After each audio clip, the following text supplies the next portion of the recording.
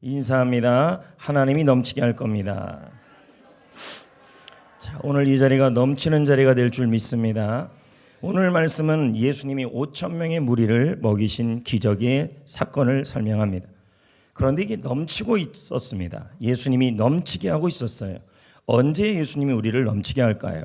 바로 예수님을 잘 따라갈 때, 그리고 그 예수님의 말씀을 잘 순종할 때 이런 넘치는 일이 일어납니다. 요한복음 6장 5절을 다 같이 한번 읽어봅니다. 시작. 예수께서 눈을 들어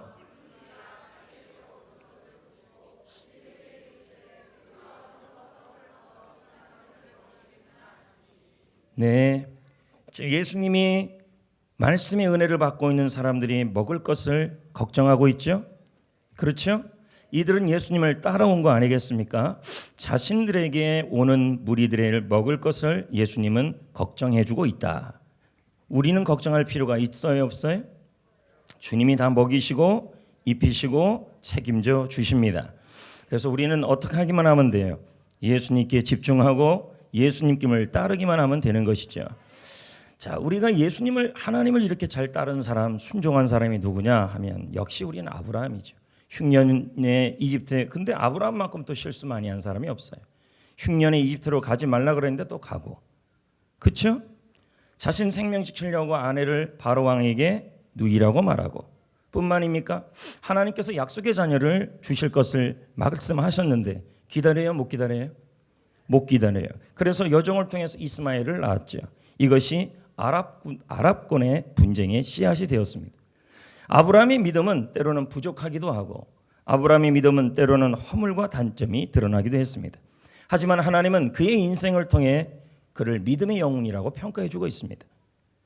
비록 부족하더라도 믿음의 요정 속에서 믿음이 조금이라도 성장하고 있다면 하나님은 정말 우리를 믿음의 사람으로 인정해 주실 줄 믿습니다. 중요한 건 믿음이 후퇴만 안 하면 되는 거예요. 믿음의 여정 속에서 때로는 실수하고 때로는 내려가고 때로는 넘어지고, 그럼에도 불구하고 계속해서 믿음이 어제보다 조금씩 나아져만 가고 있다면 하나님은 그 사람의 믿음을 기뻐하신다는 거죠. 히브리서 11장 8절을 한번 볼까요? 읽어볼까요? 시작. 없네요. 믿음으로 아브라함은 부르심을 받았을 때 어떻게 했어요? 순종하여 장래 유업으로 받을 땅에 나아갈세. 갈 바를 알고 가요? 알지 못하고 나갔어요? 알지 못하고 나갔다. 아브라함은 가는 길을 몰라도 어떻게 한 거예요? 따라간 거죠. 순종한 거죠. 어디를 가야 하는지 몰랐다는 것도 아니겠죠. 약속의 땅은 있었어요. 있는데 거기가 어디인지 가본 적이 없었다는 것이죠. 자, 그래서 하나님은 아브라함에게 보여줄 땅으로 가라고 이제 말씀하는데, 창세기 12장 1절에 보면 이렇게 말해요. 보여줄 땅이니까 본 거예요? 아직 못 본 거예요? 못 본 거예요. 근데 어디 지역인지는 알아요. 근데 가본 적은 없죠. 1절에 보니까 뭐라고 나와요? 여호와께서 아브라함에게 이르시되 너는 시작.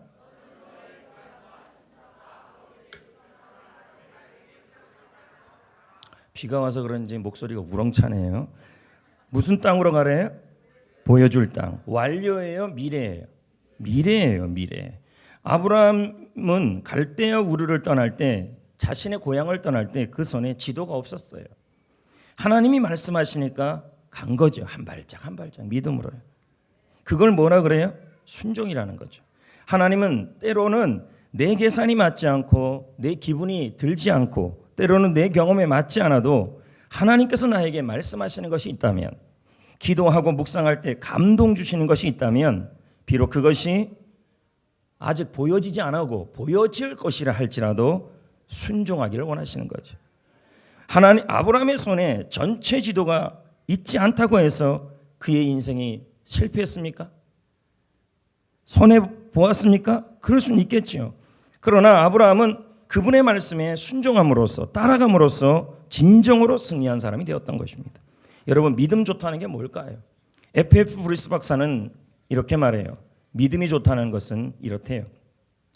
내적 믿음의 증거는, 믿음이 있다라는 증거는 외적 면에서 뭐로 나타나야 돼요? 그럼 믿음이 좋다는 것은 뭐도 좋다는 말이에요? 순종이 좋다는 말이죠. 믿음 좋은 사람은 말씀 앞에 잘 따라오는 사람이고 순종하는 사람이. 근데 자신은 믿음이 좋대요. 그런데 보면 순종이 안 나타나요. 말씀 앞에. 그럼 그 사람은 뭐예요? 믿음이 좋다고 볼 수가 없다라는 것입니다. 그렇다면 하나님이 아브라함에게 갈 바를 알지 못하는 상황에서 떠나라고 했을 때 아브라함은 도대체 뭘 믿고 떠냐는 거예요. 한번 우리가 생각해 보자는 거예요. 하나님이 아브라함 보고 갈 바를 알지 못하는 땅으로 가래요. 어디로 갈지 모르는 상황에서 떠나래요. 근데 아브라함은 떠나요. 순종해요. 뭐 보고 순종한 거예요? 하나님이죠. 정말 믿을 수 있는 사람이 출발하라고 하면 출발하겠죠. 그렇죠? 사기꾼이 가라면요? 안 가겠죠. 하나님은 사기꾼이 아니잖아요. 하나님은 좋으신 하나님이시잖아요. 그럼 그분이 가라 그럴 때 이해가 안 돼도 과감하게 아브라함이 떠날 수 있었던 것은 자신이 경험한 하나님이 좋은 하나님이었기 때문입니다. 빌리그레암 전도단에서 찬양 가수로 있었던 분이 계시죠. 킴 윅스라는 한국 분입니다. 한국계 미국인이죠. 근데 이분은 한국 전쟁 때 실명을 합니다. 앞을 볼 수가 없습니다. 그 후 입양이 되어 훌륭하게 잘 자라서 성악가가 되었습니다. 세종문화회관에서 공연을 하며 간증을 했는데 그녀가 말합니다. 이렇게 해요. 저는 시각장애인입니다. 그래서 사람의 인도를 늘 받아야 합니다. 그런데 저를 인도해 주는 분들은 10m 현장에 무엇이 있는지를 말하지 않습니다. 반드시 한 발짝 앞에만 알려줍니다. 한 발짝 앞에 무엇이 있는지. 그러면 저는 앞이 안 보이기 때문에 인도해 주는 사람의 말을 무조건 따릅니다. 믿습니다. 이해가 안 돼도 갑니다. 저의 사명은, 저의 소망은 10m를 가는 것이 아니라 한 발짝을 가는 겁니다. 한 발짝이 모여서 10m를 가기 때문입니다. 계단이 있으니 발을 올려놓으라고 말합니다. 한 발짝 앞에 웅덩이가 있으니 오른쪽으로 피하라고 말합니다. 저는 그렇게 인도자의 말을 따라 그 사람을 믿고 한 발짝 한 걸음 순종하다 가다 보니 어느덧 목적지에 도달해 있었습니다. 우리가 하나님을 따라가고 순종하는 것도 바로 이와 같습니다.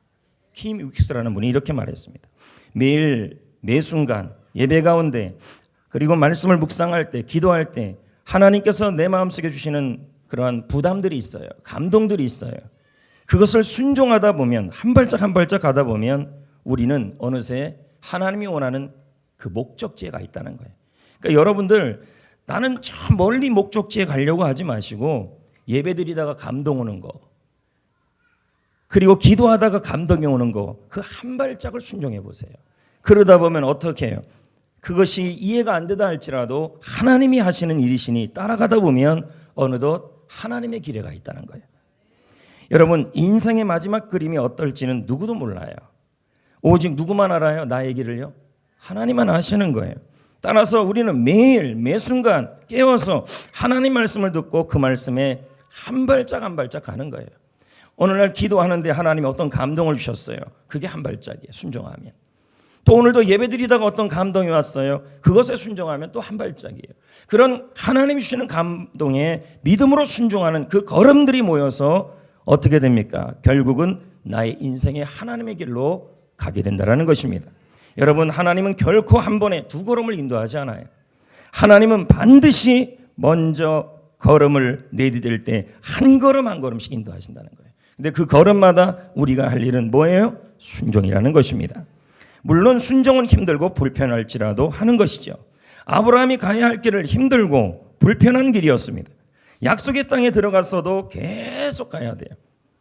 고향에서 약속의 땅 가나안 땅까지 거리가 640km예요. 당연히 쉬운 길이 아니죠. 그래도 하나님의 말씀이니까 따라간 거예요. 순종한 거예요. 그렇게 한 걸음 한 걸음 하나님의 말씀에 보여줄 땅을 향하여 그렇게 한 걸음 한 걸음 순종하고 가다 보니까 그는 가나안 땅에 가 있었다는 것이죠. 그리고 그가 떠나간 땅은 어떤 땅이었습니까? 갈대우르라는 지역이요. 바로 그의 고향집은 도시 문명이 있었던 곳입니다. 그러니 얼마나 발달하고 살기 좋은 곳입니까? 그런데 아브라함이 가서 머물었던 곳이 어떤 곳입니까? 바로 텐트 치고 살아야 될 곳이에요. 히브리서 11장 9절은 이렇게 말씀합니다. 읽어봅니다. 믿음으로 히브리서 11장 9절 시작.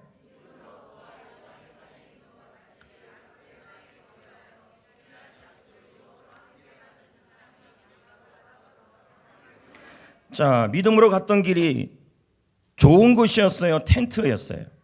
텐트에서 사는 길이에요. 때로는 믿음으로 가는 길이 이렇게 우리가 사는 길이 어떨 때 보면 고생 이런 고생이 없다라는 거예요. 믿음으로 가는 길들이. 하나님이 왜 이렇게 고생을 시키냐는 거예요. 아브라함을요. 아브라함은 왜 이런 고생을 하고 있을까요? 순종하기 위해서요. 순종하기 위해서 지금 고생하고 있는 거예요. 때로는 하나님이 우리에게 순종을 요구할 때 그것이 고생길이고 불편한 길이고 희생의 길일 수도 있다는 거예요. 주석에 따르면 아브라함은 이때부터 믿음으로 간 이때부터 떠도는 인생이 되었다 그래요. 정착 인생이 안 됐다는 거예요. 이것은 손해보는 그러면 여러분 이것은 아브라함 입장에서 이 순종의 길은 손해보는 결정이었을까요? 이득이 되는 결정이었을까요? 때로는 불편하고 희생을 요구하고 손해보고 그래도 순종해야 될 이유가 뭘까요? 우리에게 순종을 요구하신 분이 주님을 따라가고 한 걸음 한 걸음씩 주님이 말씀하시는 성령의 감동대로 순종을 요구하신 분이 좋으신 하나님이시기 때문에 어떨 때 보면 교회에서 지금도 우리 교회 보면 여기저기서 참 훌륭한 성도들이 많아요.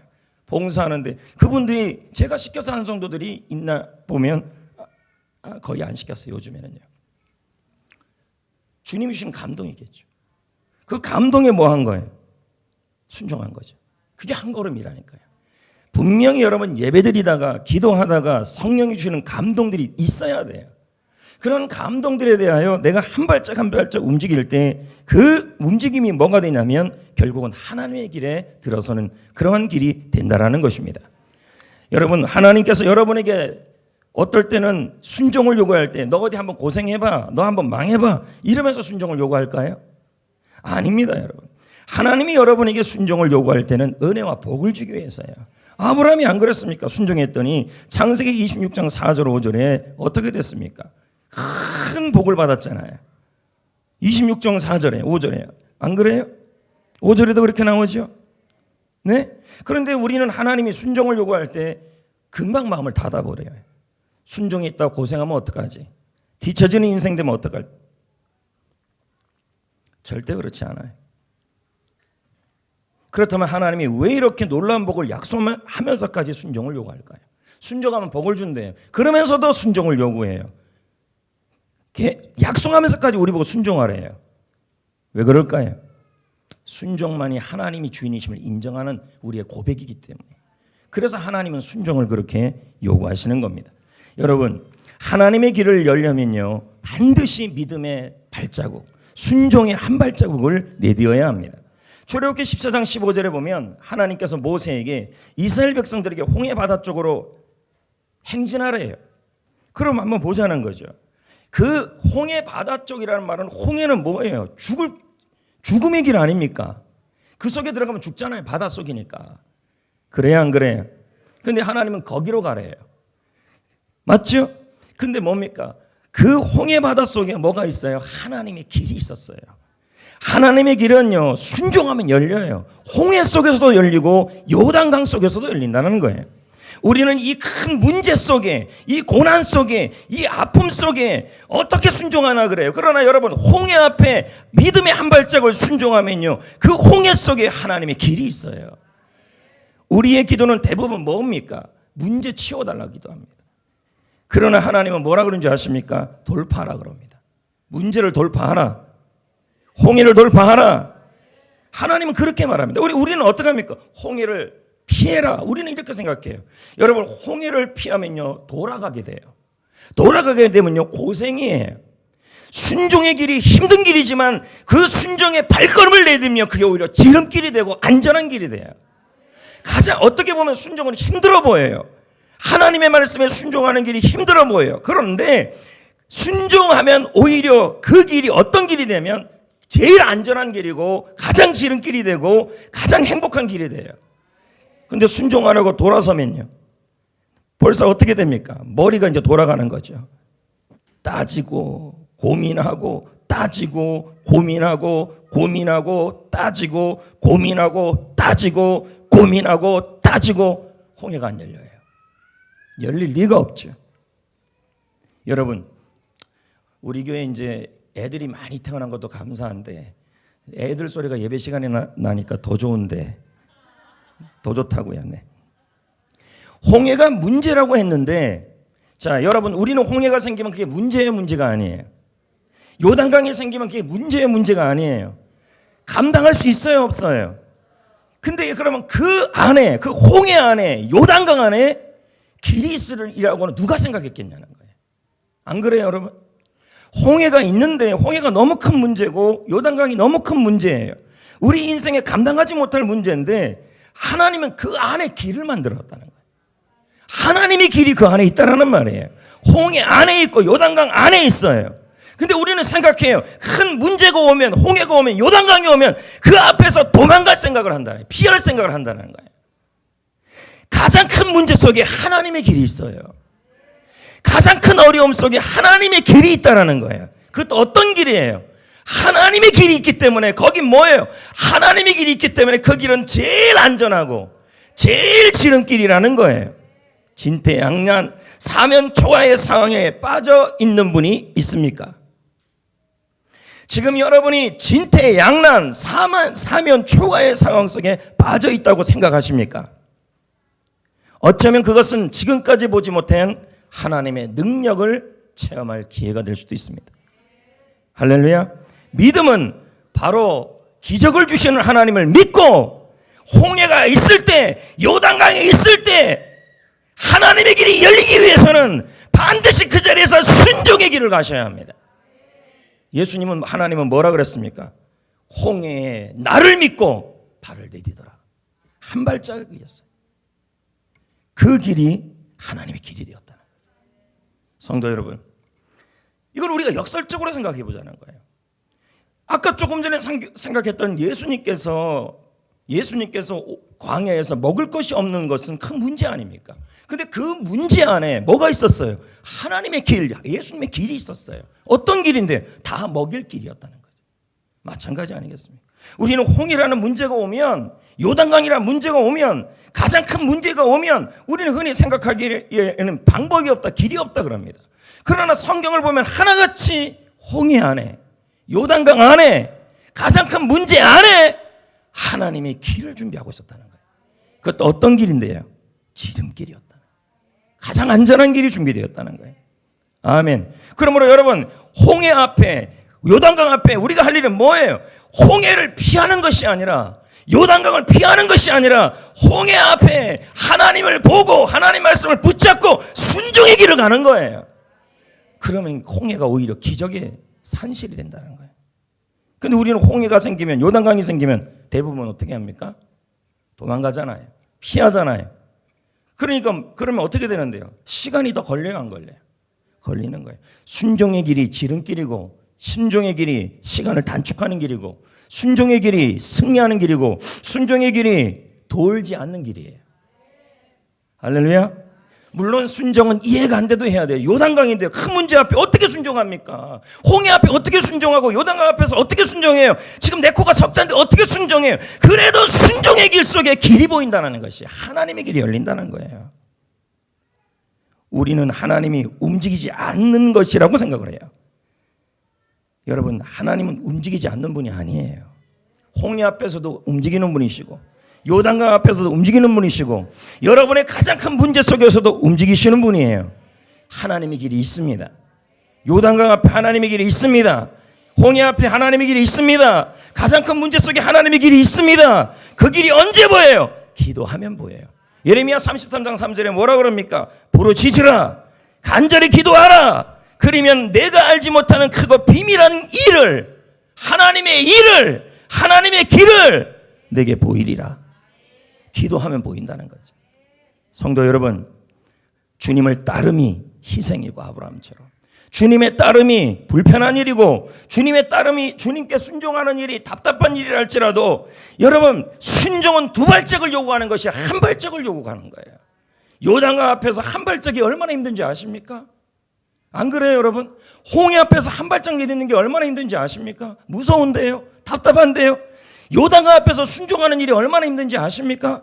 내가 진퇴양난 속에 빠지고 너무너무 힘든 속에 있는데 그 속에서 순종의 발걸음을 움직이는 것은 쉬운 일이 아니에요. 그럼에도 불구하고 순종할 수 있는 것은 하나님의 말씀에 홍해로 발을 내밀으라는 하나님의 말씀이 있었기 때문이에요. 마찬가지예요. 가장 큰 문제 속에 있을 때 하나님 주시는 감동대로 말씀대로 한 발짝의 순종을 하십시오. 그 문제 속에 하나님의 길이 열릴 줄 믿습니다. 할렐루야. 주가 보이신 생명의 길 오직 그가 아시나니 나의 길을 주님이 열어주십니다. 언제? 순종할 때. 두 발자국 아니에요. 목사님 어떻게 순종을 죽을 때까지 그렇게 하지 마세요. 한 발자국만이라도 하고 있어야 돼요. 한 발자국. 진퇴양난 속에 하나님이 기뻐하신 일에 대한 순종을 하고 있다면 승리할 줄 믿습니다. 두 번째요. 언제 넘치게 합니까? 믿음이 있어야 넘치게 합니다. 요한복음 6장 7절 읽어보겠습니다. 요한복음 6장 7절 시작.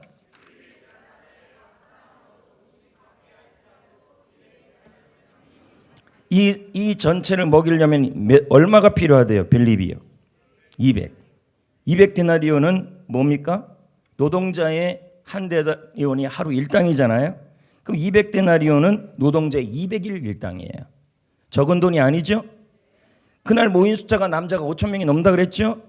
근데 빌립은 뭐라 그래요? 200 데나리온 구할 수도 없고 돈이 있어도 먹을 거 구할 수도 없고 설령 먹을 것을 구해도 나눠줄 수 없다. 이렇게 얘기하고 있는 거예요. 지금 빌립은 무리를 먹일 방법이 전혀 없다는 거예요. 근데 그 앞에 있는 분이 누군데요? 예수님이잖아요. 그럼 빌립은요, 없다고 하기 전에 누구를 바라봐야 돼요? 예수님을 바라보고 진짜 예수쟁이가 돼야 돼요. 근데 빌립은 제자인데도 뭐예요? 예수님을 믿지 못하고 있어요. 여러분, 이러한 먹을 거에 대한 위기가 왔을 때 여러분이 어떻게 해야 되겠냐는 거예요. 제자도 이렇다는 거예요. 제자 훈련 받는 사람도 어떻게 해요? 제자들인데도 이렇게 얘기해야 돼요. 이렇게 얘기하고 있다는 거예요. 여러분, 진짜 어려운 상황에 있을 때 없다 하면서 불신앙의 말을 하지 마시고 나를 살리시고 나를 구원하시고 나를 건지시는 예수님을 진짜 믿으십시오. 할렐루야. 하나님이 인정하는 마지막 자존심이 되십시오. 성전교회 암흑의 성도 하면 사탄 앞에서도 자존심이 하나님의 자존심이 되십시오. 믿음에 있어서는요. 하나님이 보기에 부끄러운 믿음이 되지 마시라고요. 욥은 어땠는데요? 당대의 모든 사람이 인정하는 사람이에요. 그는 진짜 하나님을 믿은 사람이에요. 그런데 누가 등장해요? 사탄이 등장하잖아요. 사탄은 나쁜 거잖아요. 등장해서 뭐합니까? 6절 7절에 욥기. 하루는 하나님의 아들들이 와서 여호와 앞에 섰고 사탄도 그들 가운데 온지라. 여호와께서 사탄에게 이르시되 네가 어디서 왔느냐? 사탄이 여호와께 대답하여 이르되 땅을 어떻게 했어요? 두루도나 여기저기 다녀왔다. 사탄은 지금도 시험들 구상만 하고 있다는 말이에요. 두루두루. 사탄이 하나님 앞에 왔어요. 그러면 천사들도 하나님 앞에 섰어요. 그러면 사탄과 하나님이 동급입니까? 절대 그럴 수는 없습니다. 여러분, 하나님은 오늘도 일하시고 역사하시는 분이신데 사단도 지금 두루두루 다니면서 일하고 역사하고 있어요. 우는 사자같이 성도들의 마음을 황폐케 만들고 악한 생각을 집어넣고 악의 열매를 맺도록 공격하고 지금 사탄은 하나님 앞에 와서 성도를 데리고 시비를 걸고 있는 거예요.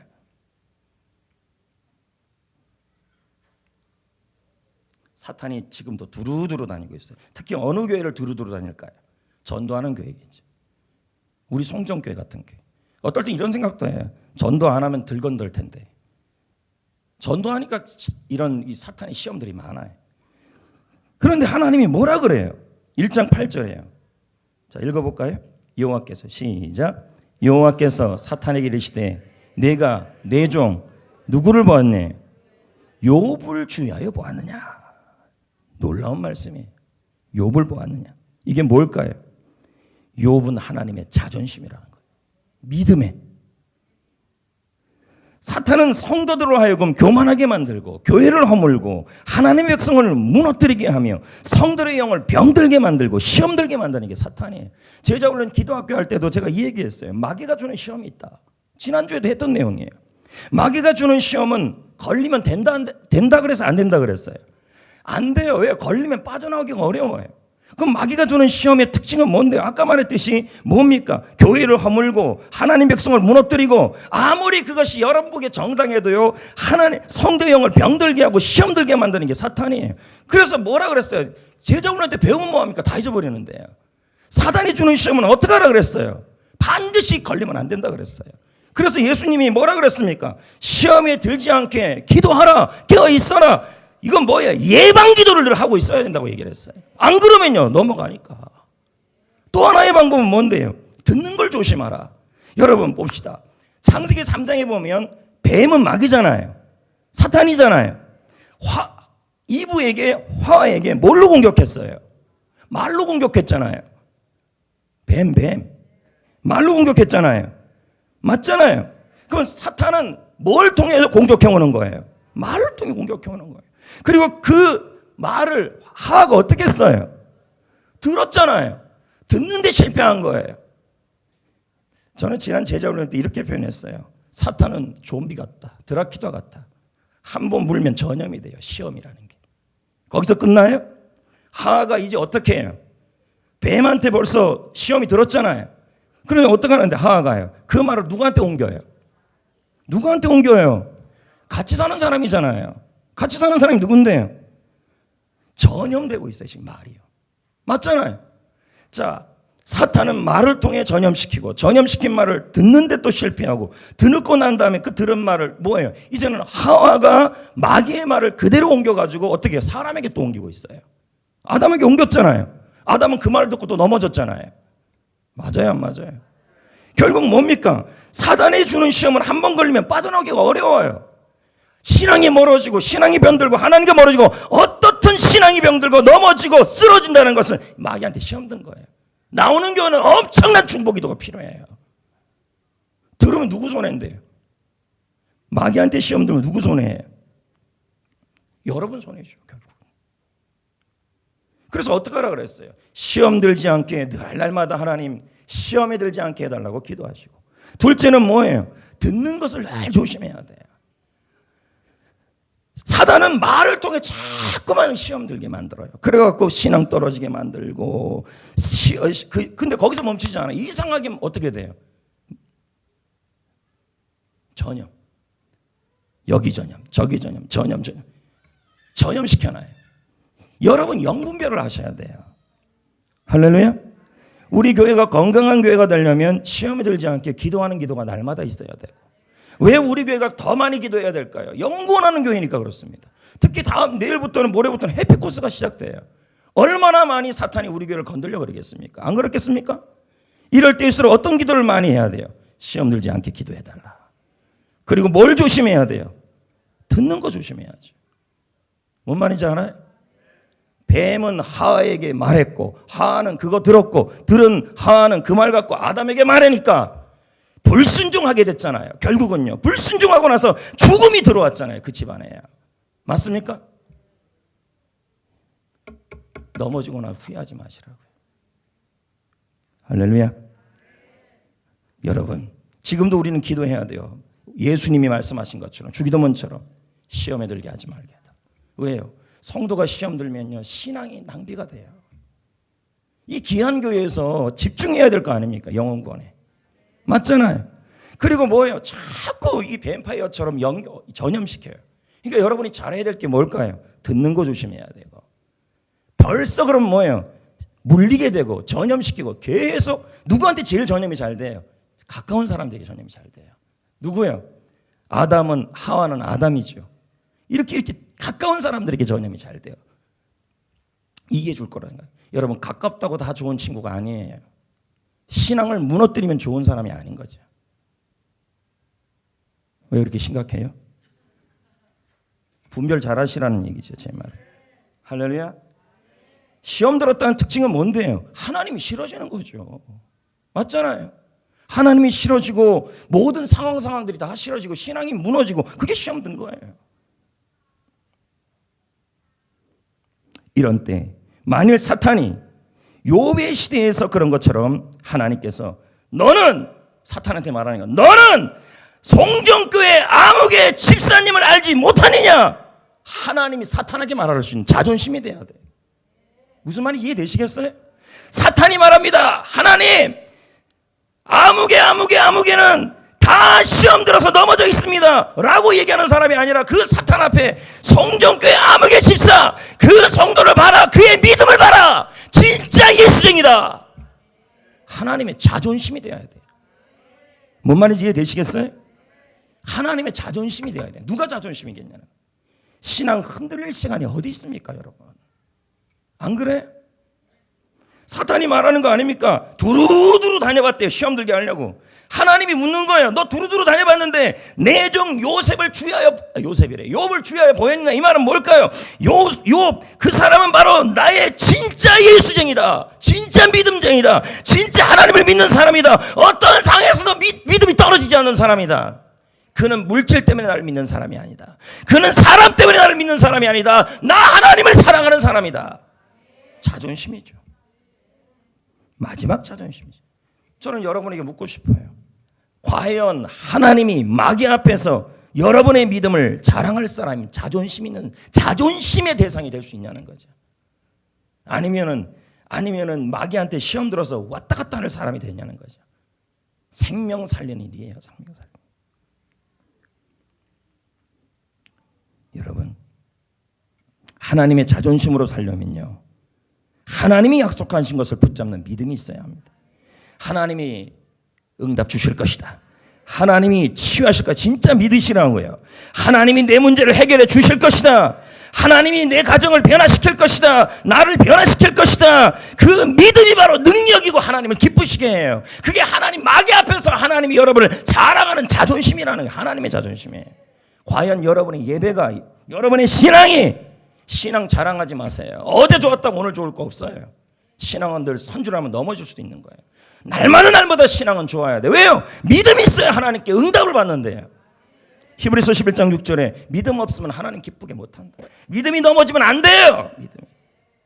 하나님께 나아가는 자는 하나님이 살아계시다. 하나님이 있다. 하나님이 도와주신다. 그리고 하나님을 붙드는 자, 찾는 자, 구하는 자에게 응답 주시는 분임을 믿어라. 믿는다고 착각하지 마세요, 여러분. 진짜 하나님 믿으세요. 진짜 믿으시라고요. 예, 진짜 믿으셔야 돼. 지금 내 문제, 내 요단강, 내 홍해 해결해 주실 것을 믿으라고요. 그리고 순종하라고요. 진짜 믿으라고요. 해결해 주면 그만, 안 해주면 그만. 그 믿음 갖고는 하나님 자존심 안 돼요. 그 믿음 갖고는 마귀한테 맨날 반만 되는 거예요. 우는 사자같이 산길자를 찾고 있는데 어떻게든지 넘겨뜨려서 시험 들게 해서 쓰러지게 해서 비전을 공유 못해서 하나님의 비전, 영혼을 살리지 못하게 만드는 게 마귀의 전략이에요. 우리의 싸움은 혈과 육이 아니에요. 사람과의 싸움이라 자꾸 보는데요, 보이지 않는 악한 영과의 싸움. 욥은 보십시오. 소유 다 잃었지요. 그런데도 하나님을 믿고 있어요.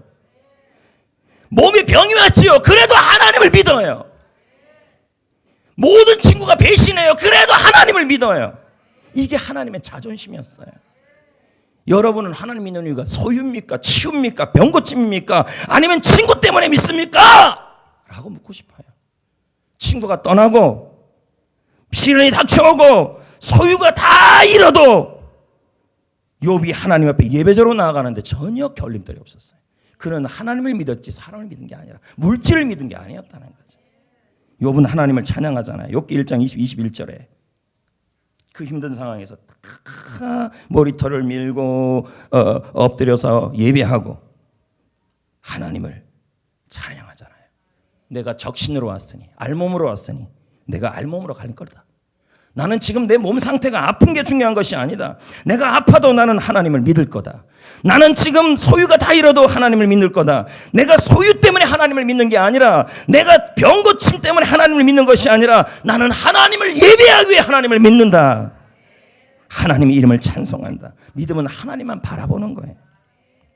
사랑은 한 사람만 바라보는 거잖아요. 신앙생활도 하나님만 바라보는 게 진짜 예수쟁이에요. 할렐루야. 하나님의 자존심이 됩시다.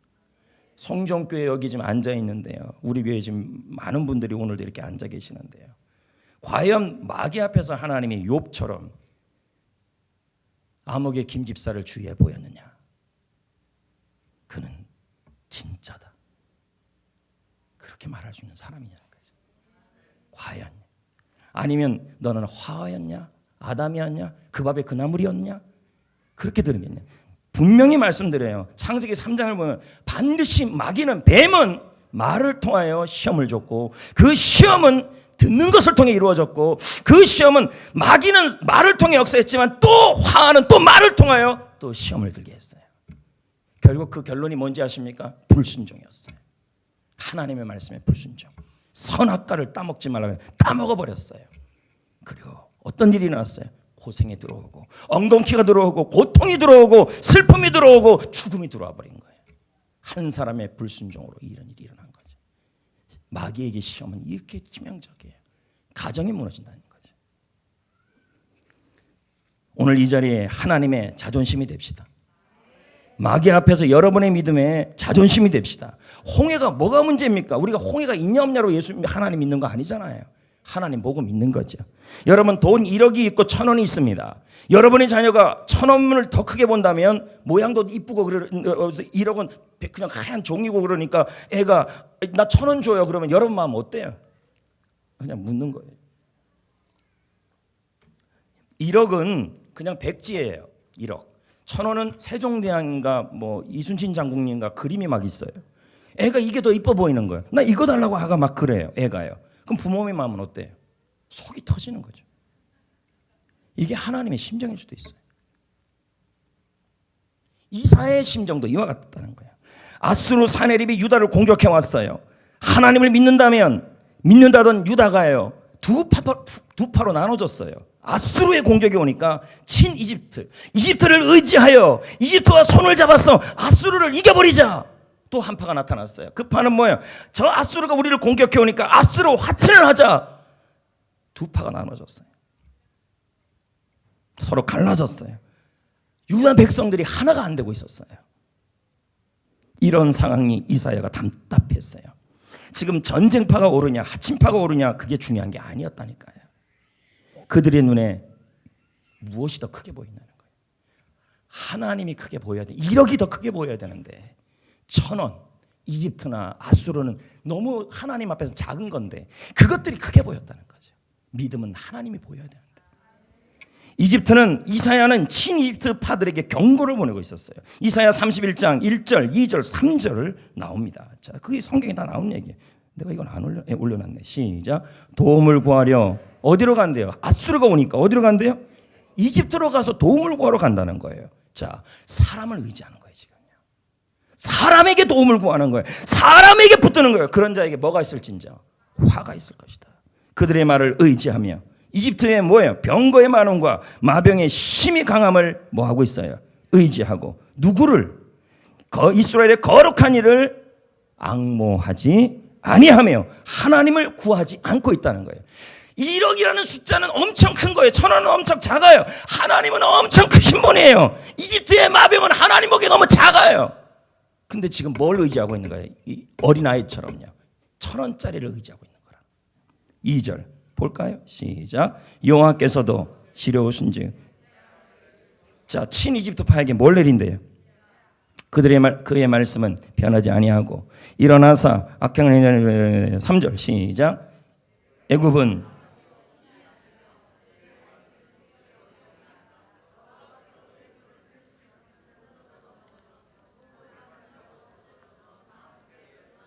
결국 사람 의지하면 다 실망하는 일이 온다는 거예요.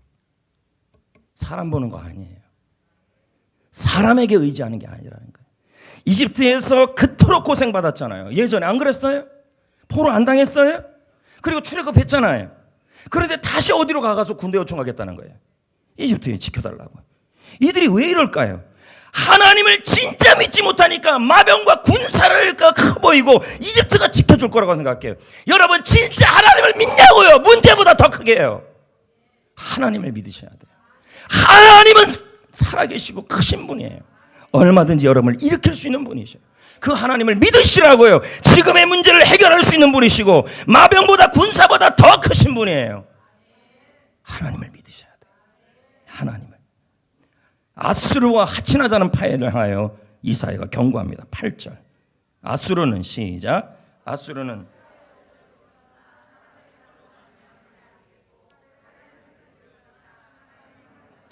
예, 그 아수르도 어떻게 된단 말이에요?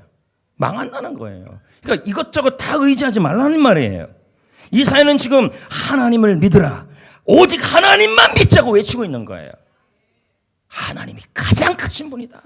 지금 이 현상 속에서 사람도, 환경도, 물질도, 마병도 우리의 의지가 되지 못하고 그걸 의지하는 사람은 그 의지한 것 때문에 망한다라는 거예요. 신앙생활도 똑같아요. 신앙생활 사람 보고 하는 겁니까? 하나님 보고 하는 거죠. 우리의 믿음은 어떻습니까? 하나님이 크게 보입니까?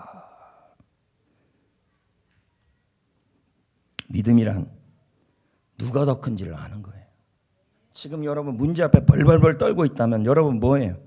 지금 진짜 하나님 믿고 있는 예수쟁이가 아니에요. 하나님의 마지막 자존심이 아니에요.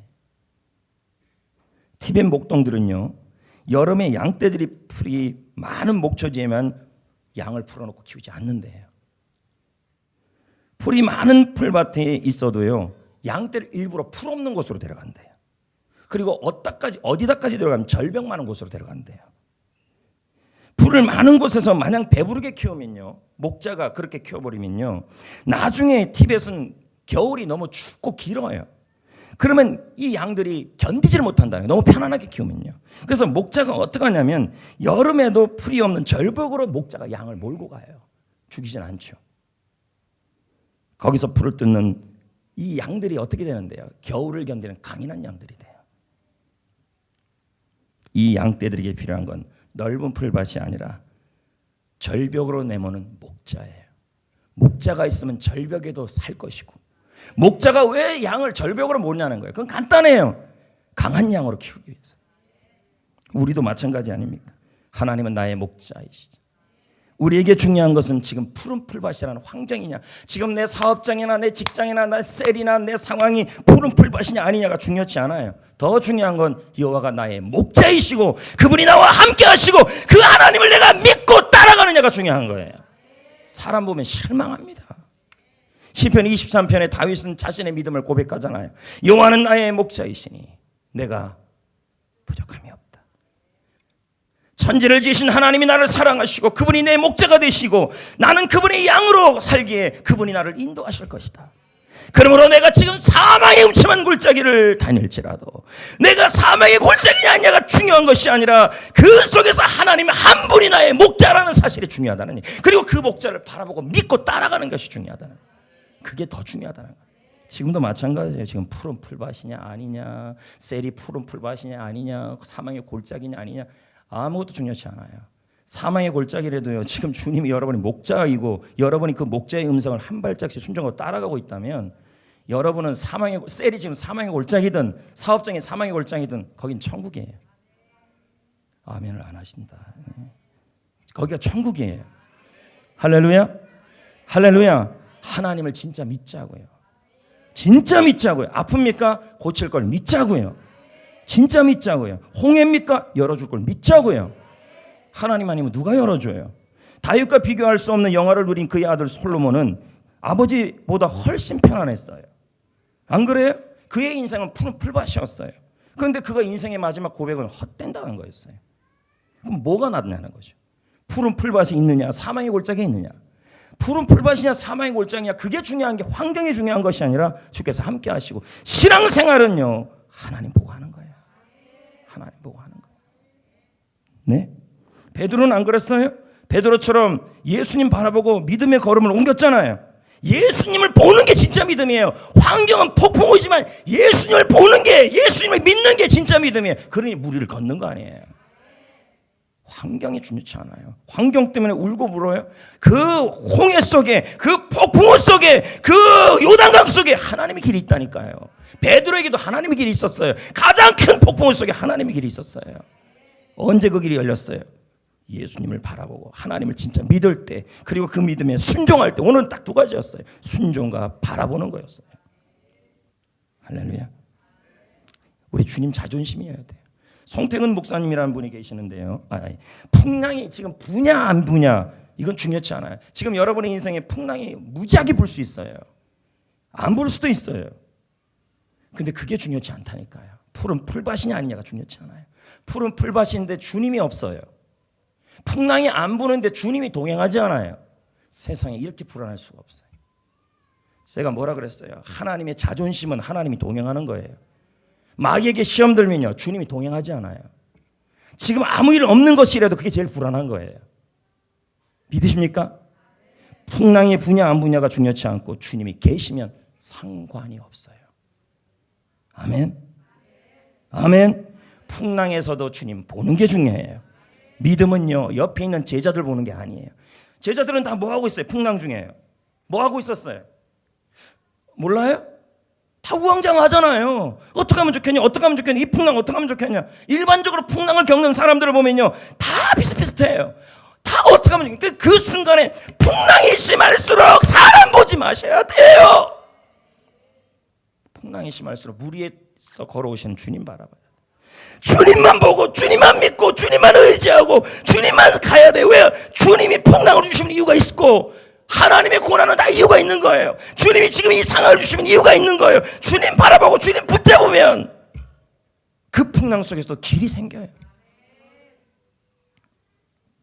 풍랑이 심할수록 주님 바라봐야 돼. 그게 살 길이에요. 근데 풍랑이 심할수록 우리 누구 바라봐요?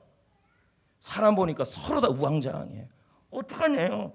다 그럴 수밖에 없죠. 사람이니까 풍랑 못 이기는 건 맞는 거예요. 그럼 어떻게 해야 돼요? 풍랑을 잠잠케 하시는 주님을 봐야 안정이 오죠. 심지가 평안해지죠. 송태근 목사님이 친구 목사님 아들이 대한 이야기를 한 적이 있어요. 이 친구 목사님이 목사님에게 아들에 대한 주례를 부탁했어요. 그러면서 자신의 이야기를 얘기를 했어요. 동기 목사님은 어려운 목회 상황에서 굉장히 고생하며 목회를 하신 분이었어요. 송태근 목사님은 목회를 좀 크게 하신 분 아닙니까? 이 목사님의 이 시골교회 목사님의 한 가지 위로는 아들이 그렇게 공부를 잘했어요. 그리고 너무 공부를 잘해서 좋은 대학에 들어가고 취직도 잘 된 거예요. 이 아들이 목사님의 그 개척교회 목사님의 삶의 위안이고 기쁨이었어요. 근데 어느 날 이 아들이 찾아와서 하는 말이, 아버지, 저 신학 공부하고 선교사 나가겠다는 거예요. 아버지가 소리를 치면서 말했어요. 왜 하필 너야? 사모님은 쓰러졌어요. 이게 무슨 의미일까요? 목회하지 말란 얘기예요. 힘드니까. 저도 우리 애들 목회 안 시킬 겁니다. 하지 말라니까. 왜 하필 너냐? 아들이 말했어요. 아버지, 소리 그만 지르세요. 그리고 기도 좀 하세요. 아버지, 기도해보고 하는 소리예요? 뭐 이렇게 하는 거예요. 아버지가 그러시면 어떡해요? 목사님인데. 그리고 3개월 동안 기도해 보시래요. 그래가지고 이 목사님이 3개월 작정 기도를 했어요. 근데 응답이 안 와요. 그래서 아들에게 또 물었어요. 야, 너 그동안 한 공부 그 열심히 한 거 아깝지 않냐? 그랬더니 아들이 대답이요, 이래요. 제가 진짜 영광을 보니까 하나도 아깝지 않습니다. 진짜 영광을 보니 하나도 아깝지 않습니다. 이 목사님은 이 말에 꼭 부러진 거예요. 그래, 네 말이 맞다. 너의 길을 가라. 그리고 이제 결혼식 날 신부들 자매에게 송태근 목사님이 또 물었어요. 제가 뭐 볼 거 있다고 제 결혼하냐 쟤랑? 이렇게 물었어요. 아유 참네. 너는 어째서 이런 남자와 결혼하냐? 라고 물었어요. 자매가 말했어요. 이 자매가 더 대단해요. 목사님, 제가요 뭐 얘를 믿어서 결혼하는 줄 아세요? 그러면 뭐냐 그랬더니 저는 하나님을 믿어요. 목회의 상황이 힘들고 선교사의 상황이 힘드는데 사람 보고 제가 결혼한 게 아니라 그 사람 가운데 역사는 하나님을 봤다는 거예요. 하나님을 믿는다는 거예요. 지금 제가 뭔 얘기를 지금 하는 거예요? 우리가 다 똑같이 하나님 믿는 것 같아도요, 보면 다 달라요. 너무 달라요. 진짜 하나님 믿어야 돼. 물질 보고 믿어요? 하나님을? 하나님이 나의 목자잖아요. 사망의 골짜기면 어떻고 홍해면 어떻습니까? 차라리 하나님이 동행하지 않는 게 더 무서운 거예요. 오히려 그 상황에서 하나님의 자존심이 안 되는 게 더 무서운 거예요. 하나님과 멀어지는 게 더 무서운 거예요. 홍해 속이고 지금 너무너무 힘든 상황에 처했어도 주께서 함께 하시고 있고 주님이 나의 목자라면, 내가 솔로몬처럼 모든 걸 다 갖지 않아도, 다윗처럼 사망의 골짜기를 다닐지라도 주께서 나와 함께 하신다면 그게 기쁨이죠. 신앙생활 여러분 우왕좌왕스러울 폭풍 앞에서 서로 보지 마시고 사람 보지 마시고 하나님을 보시고 그리고 여러분은 베드로가 돼야 돼요. 심지가 견고한 사람의 모델 자존심이 돼야 되고 욥이 돼야 돼요. 수많은 고난 앞에서 흔들리는 모습이 아니라 베드로처럼 욥처럼 다윗처럼 수많은 역경 속에서도 모세처럼 수많은 백성들이 바라보고 있고 그리고 수많은 사람들이 바라보고 제자들이 바라보는 상황 속에서도 저 사람 진짜 예수쟁이를 보는 거예요. 아닙니까? 흔들리지 않은 모습을 보여야죠. 진짜 예수쟁이. 근데 어떤 사람은 어떻게 해요? 진짜 예수쟁이는 안 되고 시험만 들어가죠. 이러시면 아무 은혜를 못 받고 복을 못 받아요. 신앙생활 시험할 틈에 여러분 시험 들면 어떻게 되는데요? 불순종하게 돼요. 불순종하게 되면요 하나님의 교회를 못 세워요. 영혼구원을 못 해요. 상급이 멀어지는 거죠. 축복이 멀어지는 거죠. 승리합시다. 주님을 바라봅시다. 진짜 하나님 믿읍시다. 폭풍냐 아니냐 아무 문제 없습니다. 홍해는 어떻습니까? 홍해 속에 길이 있는데요. 가장 큰 문제 속에 하나님의 길이 있어요. 지금 여러분 인생의 제일 큰 문제 속에 있습니까? 그 속에 하나님의 길이 준비되어 있어요. 하나님 바라보시고 하나님만 바라보시고 힘들 때일수록 더 하나님만 바라보셔야 돼요. 사람 말 듣지 마세요. 시험은 말을 통해 온다는 거 늘 괜히 시험 뱀파이어가 되지 마십시오. 시험 뱀파이어 몰라요? 웽! 물고 다 전염시켜놔요. 혹시 뱀파이어들이 물 때 어떻게 돼요? 마늘 올리든지. 웃기라고 한 얘기예요. 듣지 마시고 당당하게 교회를 세워갈 수 있기를 주 이름으로 축복합니다. 주님만 바라봅시다.